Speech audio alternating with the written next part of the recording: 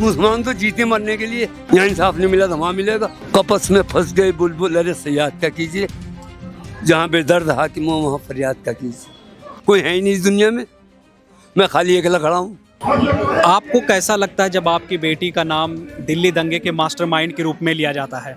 हमें बड़ी खुशी होती है कि हमारी बेटी का इतनी अक्लमंद है जो सारे आदमी को बेवकूफ़ बना दिया, हुकूमत को बेवकूफ़ बना दिया। और इससे बड़ी हमारे लिए क्या खुशी की बात होगी। उसके अंदर टैलेंट है, जब तो बेवकूफ़ बनाया और मास्टरमाइंड बन गई, बहुत बढ़िया है। और कुछ बना सकते हैं ये। आज एक बार फिर से सुप्रीम कोर्ट ने उनकी बेल याचिका को स्थगित कर दिया है जी, आप कैसे न्यायपालिका की भूमिका को कैसे देखते हैं? बस देखते हैं ये जज जो है ना, जज ये अपनी मर्जी से थोड़ी कर सकते हैं कुछ भी, ये अपनी मर्जी से कुछ नहीं कर सकते। जैसे ऊपर से आदेश आएगा उस हिसाब से चलेंगे। ये कठपुतली है, इन्हें खिलाने वाला कोई और, ये तो सिर्फ खेल रहा है। खिलाने ये मोरे हैं, शतरंज के मोरे। आपके लिए, आपके परिवार के लिए ये कितना मुश्किल होता है जब बेल याचिका रद्द हो जाती है या उसे स्थगित कर दिया जाता है? हम जहर समझ के पीते हैं, जहर समझ के पीते हैं, लेकिन इससे मरते नहीं है, इससे हमारा हौसला बढ़ता है। कितने करेंगे, कब तक करेंगे, मरीज हो जाएंगे और इससे ज़्यादा क्या होगा। कोई बात नहीं, नो नोरी, मरने से कौन डरता है। मुसलमान तो जीते मरने के लिए, उस पर यकीन है कि हमारी एक दुनिया ऊपर भी है। यहाँ इंसाफ नहीं मिला तो वहाँ मिलेगा। जब उसकी लाठी पड़ती ना, आवाज़ नहीं निकलने देती, आवाज़ नहीं निकलने देती। वो ऐसी लाठी पड़ेगी तो आवाज़ भी नहीं निकलने देनी, ऐसी पड़ेगी ये देखें हम कहाँ जाएं, इन्हें जगह नहीं मिलेगी। एक पिता के तौर पर गुलफिशा फातिमा को लेकर आपको सबसे ज़्यादा किस बात की चिंता रहती है? मैं क्यों चिंता करूँगा, जिसने मुझे बच्ची दी है वही चिंता करेगा। मैं नहीं करता चिंता, जो मेरा काम था वो मैंने कर दिया। अब आगे उसका काम जो वो करेगा, वो जो फैसला करेगा वो अच्छा। उसने नबियों के इम्तहान लिया, मैं क्या चीज़ हूँ। और एक बात तो बताओ,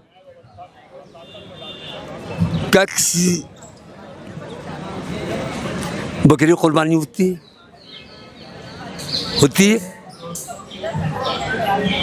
और भैंस की कुर्बानी होती है, भेड़ की कुर्बानी होती है। किसी ने जिसको नाजायज़ चीज़ को कुर्बानी दी है कभी, बताइए। तो कुर्बानी के लिए समझता है कि कौन कुर्बान दे सकता है। हम सैयद हैं, सैयद ने हमेशा कुर्बानी दी है। गुलफिशा फातिमा के भविष्य को लेकर आप क्या सोचते हैं? क्या सोचते हैं, जो होगा बढ़िया होगा। कैसे देखते हैं आप उनके भविष्य को, कैसे देखते हैं? अच्छा होगा, भविष्य बहुत उज्जवल भविष्य होगा। ये अंधेरी रात थी जो कुछ छट गई, कुछ और छटेगी। ऐसी रात नहीं बनी जिसकी सुबह हुई हो। कपस में फंस गए बुलबुल, अरे सयाद क्या कीजिए, जहाँ बेदर्द हाकिम हो वहाँ फरियाद क्या कीजिए। अच्छा, जब आप गुलफिशा फातिमा से जेल में मिलने जाते हैं और जब वहाँ से जेल नहीं गए हम सिर्फ कोर्ट में जाते हैं। अच्छा, कोर्ट में जाते हैं। हाँ जी। जब आप गुलफिशा फातिमा से कोर्ट में मिलने जाते हैं और जब वापस आ रहे होते हैं तो वो लम्हा आपके लिए कितना इमोशनल होता है? बस देखो, इमोशनल तो है ही, मैं तो बर्दाश्त कर लेता हूँ, लेकिन उसकी माँ जो वो नहीं बर्दाश्त कर पाती, वो रोने लगती है। मैं तो बर्दाश्त कर लेता हूँ, मुझे इतनी हिम्मत है, लेकिन वो नहीं बर्दाश्त कर पाती। उनकी माँ जो है वो थोड़ी कच्ची पड़ जाती है। अल्लाह का शुक्र है मुझे काफ़ी। सुप्रीम कोर्ट से आपको कितनी उम्मीदें हैं? उम्मीद तो हमें सुप्रीम कोर्ट से उम्मीद नहीं, हमें संविधान से उम्मीद है। जो जज संविधान को मानेगा वो इंसाफ करेगा, और जो जज इन्हें मानेगा वो इंसाफ नहीं कर सकता, कभी नहीं कर सकता। इनके वाला कभी इंसाफ नहीं कर सकता, संविधान वाला इंसाफ कर सकता है।